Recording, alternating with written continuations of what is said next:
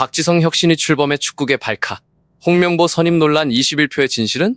한국 축구가 다시 한번 거대한 소용돌이 속으로 빨려 들어가고 있습니다. 한때 월드컵 4강 신화를 쓰며 온 국민을 거리로 뛰쳐나오게 만들었던 대한민국 축구가 이제는 환호가 아닌 분노, 감동이 아닌 의혹, 기대가 아닌 절망의 이름으로 불리고 있습니다. 그리고 바로 그 혼돈의 중심에 박지성이 섰습니다. 대한민국 축구의 영원한 캡틴, 조용하지만 누구보다 무거운 존재감으로 한국 축구의 자존심을 상징해온 그가 이제는 그라운드가 아닌 개혁의 전면에 나선 것입니다. K축구혁신위원회 출범 소식이 전해지자마자 축구계는 말 그대로 발칵 뒤집혔습니다. 팬들은 묻기 시작했습니다. 왜 지금 박지성인가? 왜 이토록 강한 개혁의 목소리가 터져나왔는가? 그리고 가장 뜨거운 질문 하나가 모든 논란의 심장부를 찌르고 있습니다. 홍명보 감독 선임 논란 속 그 21표의 진실은 대체 무엇인가? 이번 논란이 단순히 감독 한 명을 둘러싼 호불호 문제였다면 이렇게까지 폭발하지 않았을지도 모릅니다.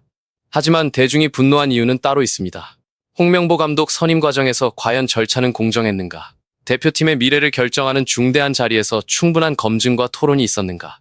그리고 찬성표를 던진 이들은 한국 축구의 앞날을 진심으로 고민했는가 하는 의문이 꼬리에 꼬리를 물고 있기 때문입니다. 특히 23명의 이사진 가운데 21명이 찬성했다는 이야기가 전해지며 팬들의 분노는 더욱 거세졌습니다. 그 21표는 단순한 숫자가 아니었습니다.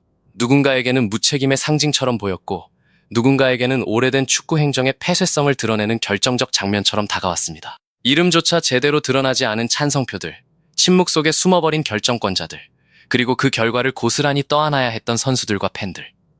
이 모든 것이 한꺼번에 터져나오며 한국 축구는 지금 거대한 청산의 갈림길에 서 있습니다. 박지성이 혁신위원회 공동위원장직을 수락했다는 소식은 그래서 더욱 묵직하게 다가옵니다. 그는 선수 시절 언제나 말보다 행동으로 증명했던 인물이었습니다. 맨체스터 유나이티드의 붉은 유니폼을 입고 세계 최고의 무대에서 뛰었고 대표팀에서는 묵묵히 헌신하며 팀을 하나로 묶었습니다. 그런 그가 이제는 한국 축구를 다시 세워야 한다는 사명감으로 행정의 한복판에 들어섰다는 사실만으로도 상징성은 엄청납니다. 팬들이 기대하는 것도 바로 이 지점입니다. 박지성이 단순한 얼굴마담으로 혁신위에 합류한 것이 아니라면 이번 혁신은 보여주기식 선언으로 끝나서는 안 됩니다. 오래된 관행을 건드리고 불투명한 의사결정 구조를 들여다보고 책임져야 할 사람들에게 책임을 묻는 진짜 개혁으로 이어져야 합니다. 홍명보 감독 선임 논란에서 가장 먼저 도마 위에 오른 것은 절차적 정당성 문제입니다. 대표팀 감독 선임은 한국 축구의 미래를 결정하는 중대한 과정입니다. 단순히 유명한 이름을 고르는 일이 아니라 전술적 방향성, 선수단 관리 능력, 국제무대 경험, 장기적 비전까지 종합적으로 검토해야 하는 고도의 판단입니다. 그런데 팬들이 느낀 것은 치열한 검증의 흔적이 아니라 갑작스러운 결정의 그림자였습니다. 외국인 감독 후보가 구체적인 자료와 분석을 준비했다는 주장까지 나오면서 논란은 더 커졌습니다. 만약 누군가가 월드컵 상대팀 분석, 대표팀 운영 방안, 전술 계획을 방대한 자료로 준비했음에도 제대로 된 평가조차 받지 못했다면 그것은 단순한 실수가 아니라 시스템의 붕괴에 가까운 일입니다. 팬들은 바로 그 부분에서 상처를 받았습니다. 한국 축구가 정말 세계 무대를 향해 가고 있는가? 아니면 여전히 익숙한 이름과 좁은 인맥 안에서 맴돌고 있는가 하는 의심이 폭발한 것입니다. 더 충격적인 것은 이 논란이 경기 결과와 맞물리며 거대한 후폭풍으로 번졌다는 점입니다. 선임 과정이 아무리 논란이 되더라도 결과가 압도적이었다면 비판은 어느 정도 가라앉았을지도 모릅니다. 하지만 월드컵 무대에서 기대 이하의 경기력, 답답한 전술, 흔들리는 선수단 분위기까지 겹치면서 여론은 걷잡을 수 없이 악화됐습니다. 팬들이 가장 분노한 부분은 도대체 무엇을 준비했느냐는 질문입니다. 화려한 전술 용어는 있었지만 실제 경기장에서는 날카로운 공격 루트가 보이지 않았고 상대가 예측 가능한 패턴 속에서 한국의 공격을 막아내는 장면이 반복됐다는 비판이 쏟아졌습니다. 선수들은 세계적인 리그에서 활약하는 이름들이었지만 팀 전체는 마치 하나의 방향을 잃은 배처럼 흔들렸다는 평가가 나왔습니다. 그 결과 홍명보 감독 선임을 둘러싼 21표는 단순한 행정적 선택이 아니라 월드컵 실패의 출발점처럼 재조명되기 시작했습니다. 특히 손흥민과 이재성을 둘러싼 선발 제외 논란은 팬들의 감정을 폭발시킨 결정적 장면이었습니다. 대표팀의 중심이자 정신적 기둥으로 여겨졌던 선수들이 중요한 경기에서 벤치에 앉았다는 사실은 그 자체만으로도 충격이었습니다. 물론 감독에게는 전술적 선택권이 있습니다. 하지만 팬들이 받아들이기 어려웠던 것은 그 선택이 정말 순수한 전술적 판단이었는가 하는 의문이었습니다. 라커룸 분위기, 선수단 내부 소통, 감독과 베테랑 선수들의 관계에 대한 여러 이야기가 흘러나오면서 논란은 더 뜨거워졌습니다. 확인되지 않은 주장들이 뒤섞인 상황에서도 분명한 것은 하나였습니다. 대표팀이 하나로 뭉쳐 싸워야 할 가장 중요한 순간에 팬들은 팀 내부가 단단하다는 확신을 얻지 못했다는 사실입니다. 그리고 그 불신은 곧 감독을 선임한 사람들에게까지 향했습니다. 박지성 혁신위가 주목받는 이유는 바로 여기에 있습니다. 지금 팬들이 원하는 것은 단순한 감정적 분풀이가 아닙니다. 누군가를 향한 막연한 비난도 아닙니다. 팬들이 원하는 것은 명확한 설명입니다.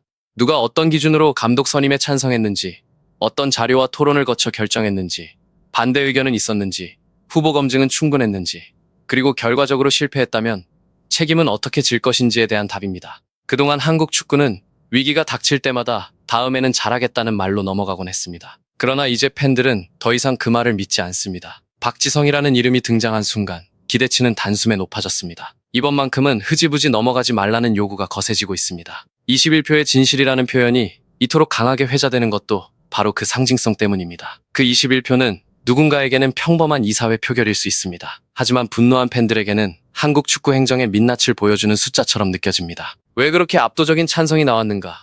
충분한 토론이 있었다면 어떻게 그렇게 쉽게 결정될 수 있었는가? 만약 모두가 같은 방향만 바라봤다면 그 안에 건강한 견제 장치는 있었는가?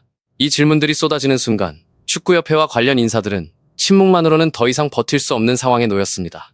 이름 없는 표는 책임 없는 표가 될 수 없습니다. 결정에는 책임이 따라야 하고 책임 없는 권한은 결국 조직을 무너뜨립니다. 팬들은 바로 이 오래된 공식을 이번에는 반드시 바로잡아야 한다고 외치고 있습니다. 혁신위가 해야 할 일은 결코 가볍지 않습니다. 단순히 몇 가지 제도를 고치고 새로운 구호를 내걸고 사진 몇 장 찍는 것으로는 팬들의 분노를 잠재울 수 없습니다. 먼저 감독 선임 시스템부터 다시 세워야 합니다. 후보 선정 과정은 투명해야 하고 평가 기준은 공개 가능한 범위에서 명확해야 하며 표결에 참여하는 인사들은 자신의 판단에 책임질 수 있어야 합니다. 또한 학연, 인맥, 과거의 명성에 기대는 낡은 방식이 아니라 데이터, 전술 분석, 리더십 검증, 국제 경쟁력이라는 기준이 중심에 서야 합니다.